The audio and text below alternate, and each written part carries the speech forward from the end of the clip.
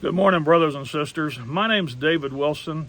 I'm from Indiana. My wife and I, Deb, are missionaries to South America, to Ecuador, Central America, to Honduras. And this morning, I would like to just encourage you as you think through, pray through, call to the missions of international ministries.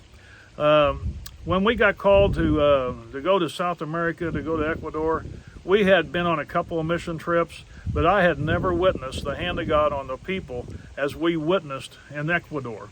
Everywhere we went, people would ask us, when you coming back? Can you stay longer? If you don't teach us, who will? So it was just heartbreaking to hear them cry out to want to know more.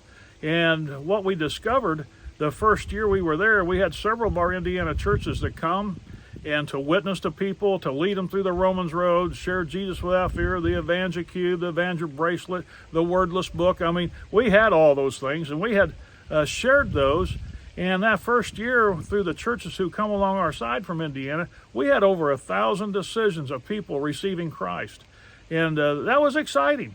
But, as we looked into this, look back in the rearview mirror, and at 18 months, there was only one man in the church. So we had to ask ourselves, how many truly understood the gospel? Well, not many, I would guess, but only God knows that. But what God taught us is take the Bible, walk people through the scriptures, and we started highlighting and tabbing our Bibles where we could just walk them through systematically what God really said. And that's when God started changing people's hearts. That's when God raised up men of peace who would be the leaders of church plants that we would plant, and it was amazing to see what God did. Today we have 2 church plants there that survived through the pandemic, only as God can take them through this. We had another couple of churches that we helped to revitalize. We had an orphanage that we helped come out of poverty.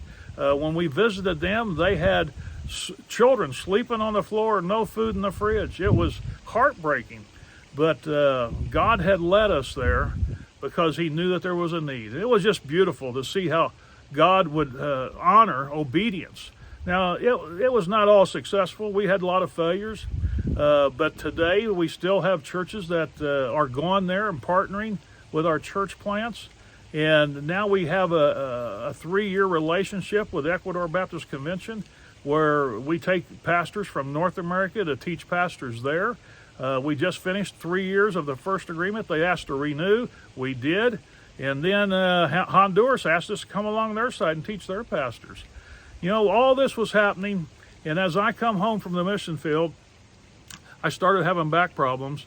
And then I discovered that I had lung cancer that has moved into my spine with tumors on my spine. Now I have stage 3 kidney disease. But last year was a hard year for me. But God has shown favor. I'm still running strong, and we're still taking people to South Central America. We have now a partnership of those that we raised up as our translators that have carried on the ministry. Now they're receiving teams from North America. It's just beautiful as we look through the rear view mirror to see all that God has done. I can't encourage you enough. And I asked John, Pastor John, I know that he has a heart for missions. He's been a partner for us for a long time.